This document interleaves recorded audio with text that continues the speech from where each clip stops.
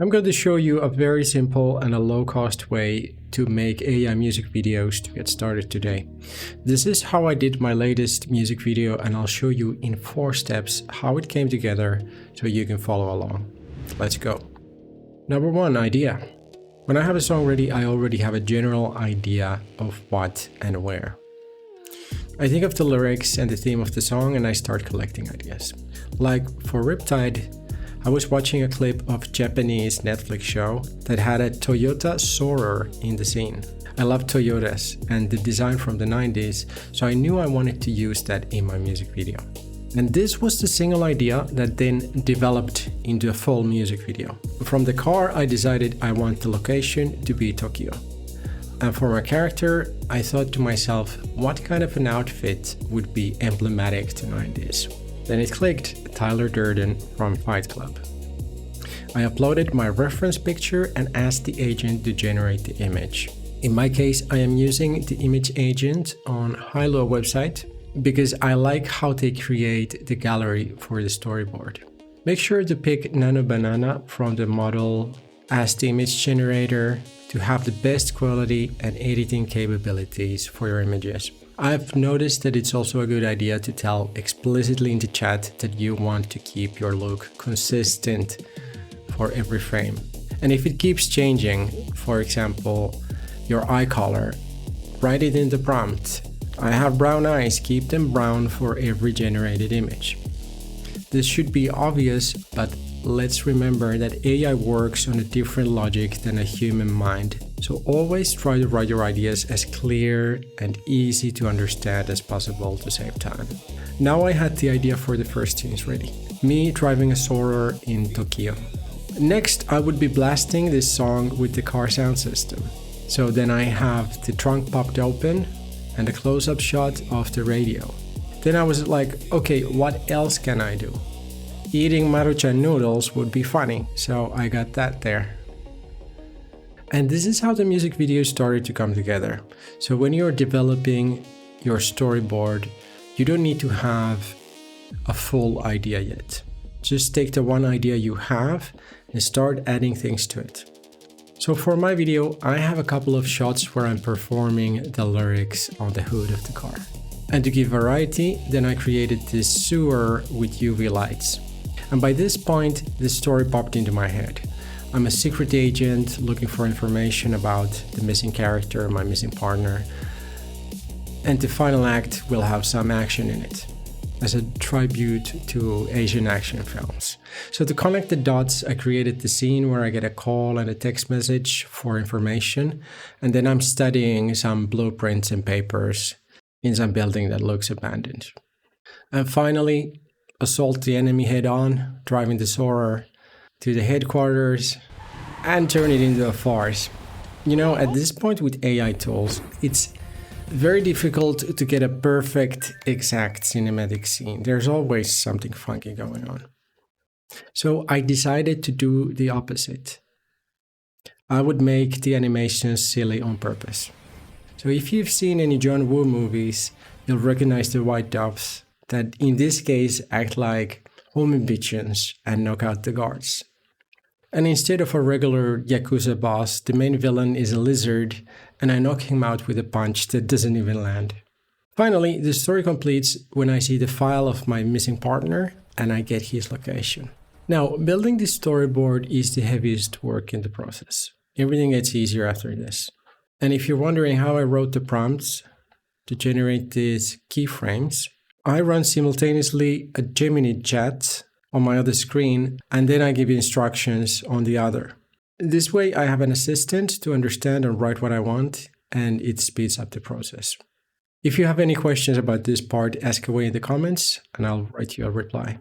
Part 2, create the clips. Next, we want to animate these keyframes. There are 2 ways to do this. You can write the prompt directly, or you can explain your idea to Gemini or ChatGPT for it to help you write a better prompt. I use both. When it's a simple, clean clip, I can just write it. But if it's more complex and I don't have a clear idea for the direction of it, I can ask the AI chat to give it a better direction. So the best way to make these clips right now for free is by using Grok imagine. This will not likely be free forever, but as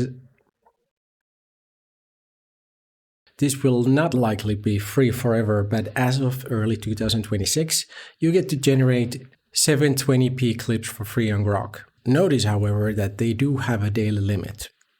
I guess it's around 30 clips per day, so you want to be intentional how you write your prompts, not to waste your bullets. So don't be lazy with the prompt and get bad results, but give it enough information to know what to do. For example, what the character is doing or saying, which way the camera is moving, and what else is happening in the scene. The biggest drawback in these videos is that they are not in HD. They're not 180p. They look great on a phone screen, but messy on a TV.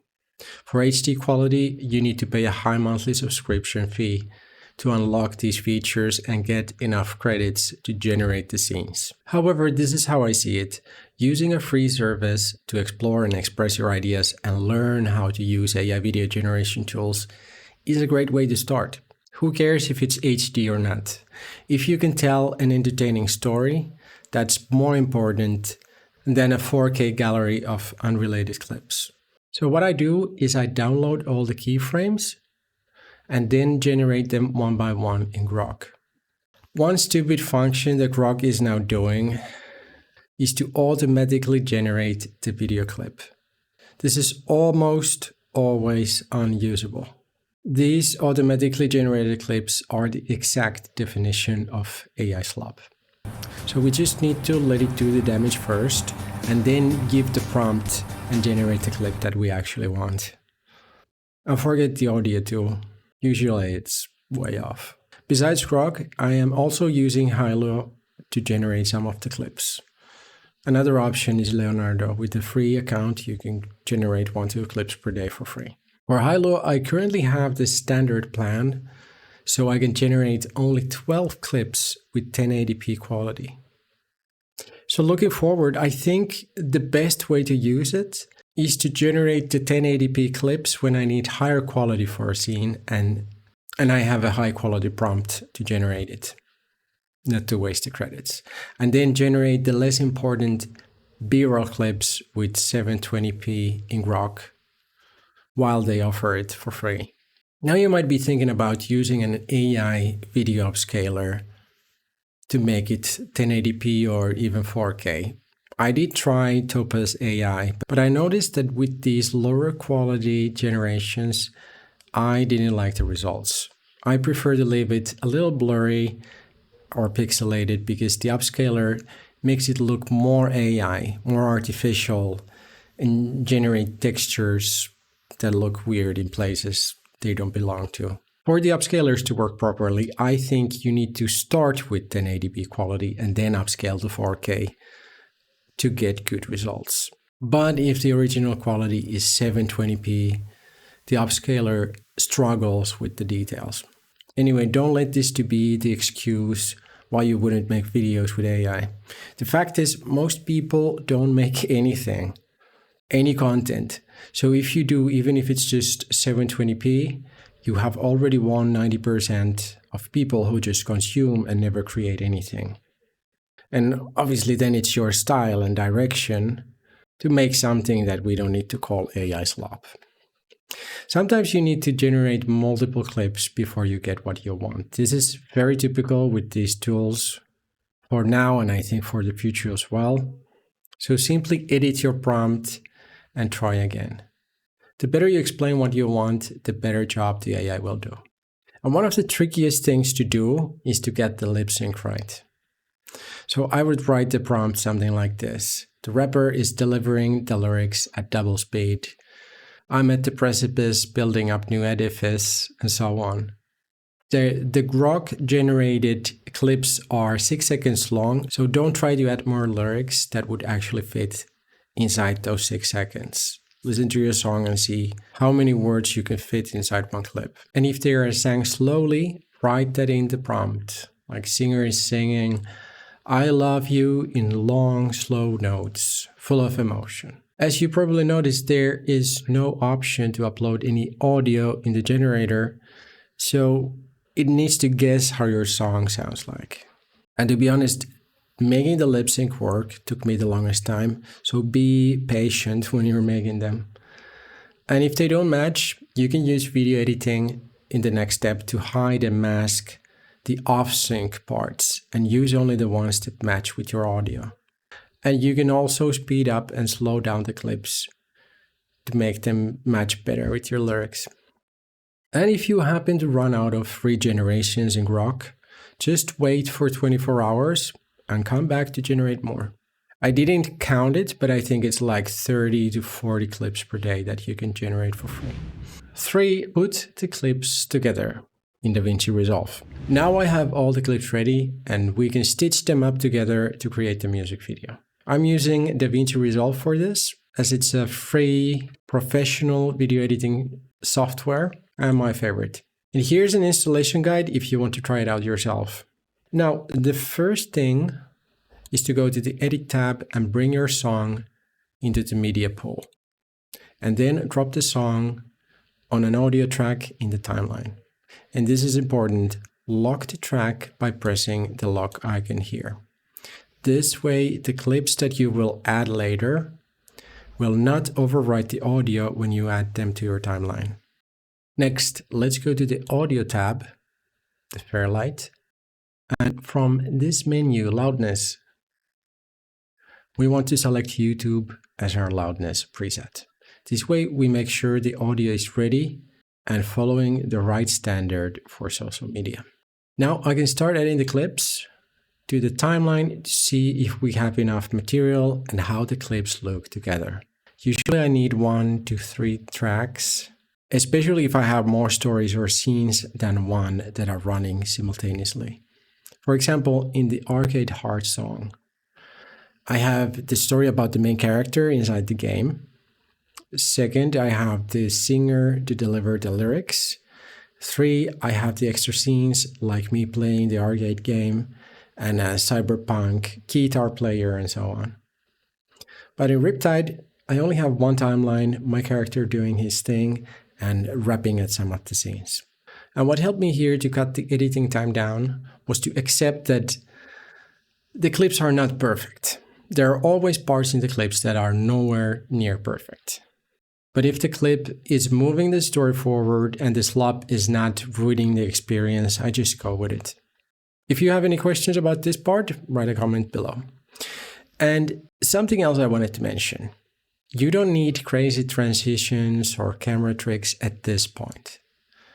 If you look at most music videos, they don't have that many transition effects from one frame to another.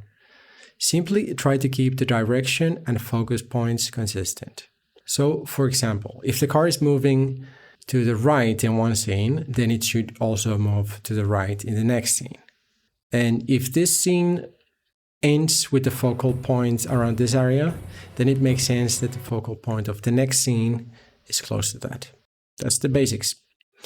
What I'm saying is that most of the camera magic should happen when you generate the clips, and here you simply line them up in a logical order. Number 4, exporting the final video. When you have your video ready and you've seen it so many times that you're bored, it's time to export it. Make sure the ending of the audio has a fade out so it doesn't end abruptly, and check that the other audio tracks are on mute.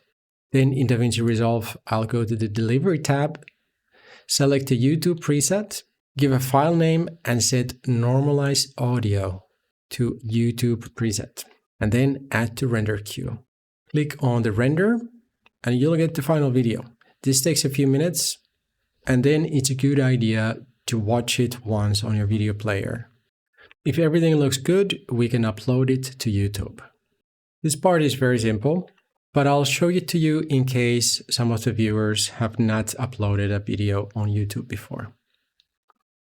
Click on the upload icon, drop the video inside the box.